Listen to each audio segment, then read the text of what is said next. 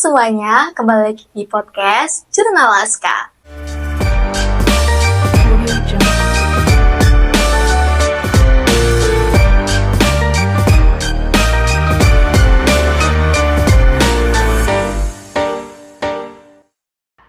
Kali ini bersama saya Jessica dan bintang tamu spesial, kita akan membahas mengenai topik PTN, yaitu SNBT. Halo Kak! Halo.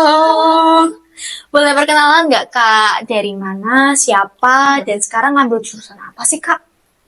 Halo semuanya, kenalin nama aku Isarina Sabri Hamzah. Aku calon mahasiswa Universitas Diponegoro jurusan Hukum. Halo.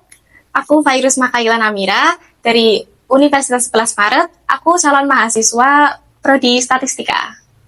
Halo Kak, salam kenal. Halo. Kau boleh diceritain nggak sih, kan sekarang habis masa SNBP, SNBT ya, banyak banget pasti kayak seneng, susah. Boleh ceritain nggak Kak, gimana awal cerita kakak nih? Kalau aku tuh awal belajar SNBT dari lulus kelas 11. Ini aku beli buku wangsit gitu untuk belajar. Dan ini aku sempat hopeless karena aku saat cari universitas cadangan, aku daftar SPAN PTKIN itu. Aku nggak keterima di situ. Terus aku belajarnya aku tambahin lagi, apalagi waktu udah mulai libur sekolah. Aku dari pagi bangun tidur gitu langsung habis sholat langsung belajar gitu. Banyak sih struggle-nya, terutama di PKPM. Aku emang lemah banget di situ.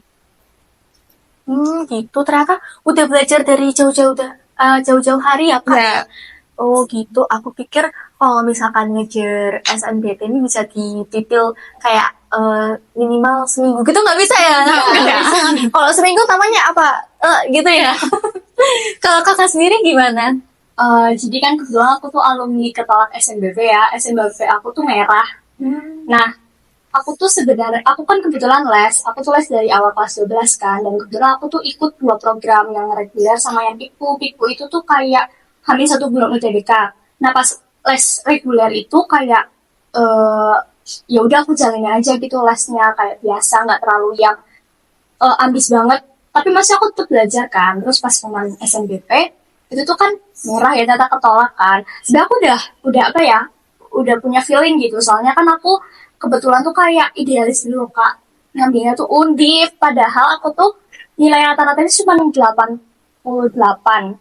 Terus kan kebetulan sekolah juga nggak top 1000 ya Kak. Terus juga aku tuh nggak ada sertifikat apapun. Tapi kan tetap sedih ya pas ketolak SNBP gitu.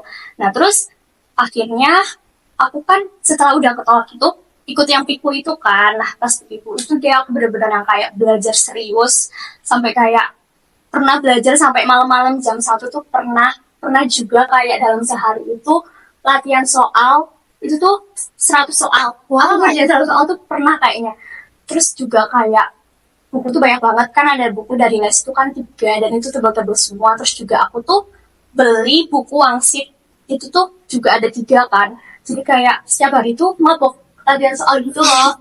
Terus juga kebetulan kan di les tuh juga ada tryout online. Itu tuh aku nggak pernah yang namanya tryout tuh nilainya tuh 600-an. Pasti tuh 400-an, 500-an kayak nilai segitu mas mana kan. Sempet apa kayak hopeless juga kayak gimana nih. Terus juga pas hari tryout terakhir itu tuh nilai aku masih 500-an, nggak mungkin dong aku masuk Undip Hukum gitu. Tapi kayak aku cuma bisa berdoa kayak ya Allah semoga nanti pas UTBK beneran nilainya 600-an dan kayak alhamdulillah ternyata bisa lolos gitu. Iya, emang kalau rezeki tuh nggak kemana Kak. Dan apa namanya, kalau misalkan kalian mungkin belajarnya sebelumnya atau mungkin udah lama, ataupun kalian yang tadi korban ketolak SNBP, itu nggak masalah ya Kak. Ujung-ujungnya memang kalau misalkan kalian udah rezekinya keterima di SNBT, di kampus itu, jurusan itu, ya udah gitu sih Kak. Kalau boleh nggak sih Kak di-spill skor UTBK kalian gimana? Berapa? kalau aku skor UTBK-nya rata-rata sekitar 700-an. Wow. Sebelumnya waktu TO itu nggak pernah nyentuh 700, cuma 500-600 doang gitu. Oh, jadi nggak nyangka, sama-sama nggak nyangka ya ternyata Wah, ternyata waktu tesnya berjalan lebih baik dari perkiraan. Wah, memang indah sih rencana Tuhan. Kalau kakak sendiri berapa? Kalau aku tuh rata-ratanya sekitar antara 630 apa 640-an gitu. Kayaknya aku tuh sebenarnya kalau skor segitu tuh masih mepet udah mau lolos. Tapi kayaknya aku tuh unggulnya di PU-nya. Oh, kayak pengetahuan umum ya? Oh, Padahal PKPM aku tuh ya, PK aku tuh 500, PM aku tuh 400. Tapi kebantu sama nilai yang lain gitu. gitu. Terus ada nggak sih Kak, apa namanya, dari materi UTBK itu yang susah? Misal kata orang-orang nih, PU sama literasi itu kan gampang. Kalau menurut Kakak sendiri gimana? Ada yang paling susah nggak? PK sama PA. Oh iya, Ya, tapi di skor UTBK aku PM paling tinggi. memang jenius nih, real genius. Auto ikut Class of Champion nih. Kalau Kakak apa? eh Kalau aku sama sih PKPM, aku tuh kalau pas tryout juga PKPM-nya tuh pernah kayak 300-an, 400-an, 500-an kayak pernah itu pun udah paling tinggi kan. Terus menurut aku yang susah juga di tes PBK tuh kayak PBM sama PPU. Itu tuh kayak apa ya? Kaidah ke bahasa Indonesia gitu loh. Jadi isinya tuh kayak kata baku, terus apa? Penggunaan koma, penggunaan kapital, terus kayak dipisah atau digabung katanya. Itu kan kata itu kan nggak terbatas ya, ribuan. Jadi kayak itu kan nggak bisa yang namanya dipahamin kan, itu harus dihafal. Nah itu tuh rasanya kayak otak udah penuh banget, tapi harus ngapalin lagi gitu loh, belum PKPM-nya. Tuh. Oh gitu. Berarti kayak sempat struggle, takut ya, takut kayak aku bisa nggak ya? Tapi ujung-ujungnya ternyata bisa nih, keren banget sih Kak. Terus Kak, kalau misalkan Kakak nih diberi kesempatan buat ngomong ke diri Kakak di masa lalu dan juga ke teman-teman, kira-kira apa sih yang Kakak ingin wanti-wanti ke mereka? Belajarnya baiknya dipipil dari lama aja, jangan kayak yang dadak banget gitu. Kalau aku sebenarnya kayak terserah kalian sih mau belajar UTBK dari kelas 10 atau kelas 11. Tapi kalau bisa gitu ya, dari kelas 12 awal udah mulai belajar. Jadi kalaupun kalian itu masuk ke dalam siswa eligible, itu sebenarnya nggak apa-apa kalau misalkan kalian berharap di SNBP kan. Tapi tetap UTBK-nya tuh dicicil materinya gitu, karena kayak sebanyak itu kan ada 7 subtes. Jadi dari awal jangan kayak nunggu ketolak SNBP dulu baru ambil gitu. Biar nanti tuh nggak keteteran hamil 1 bulannya gitu. Gitu. Jadi memang mau kita hasilnya nanti seperti apa kan kita nggak bisa prediksi ya Kak. Jadi harus persiapkan sedini mungkin ya. Gitu ternyata. Kalau cara belajar dan tips belajar ada nggak sih Kak? Misal waktu UTBK ini ada rahasia khusus nggak sih?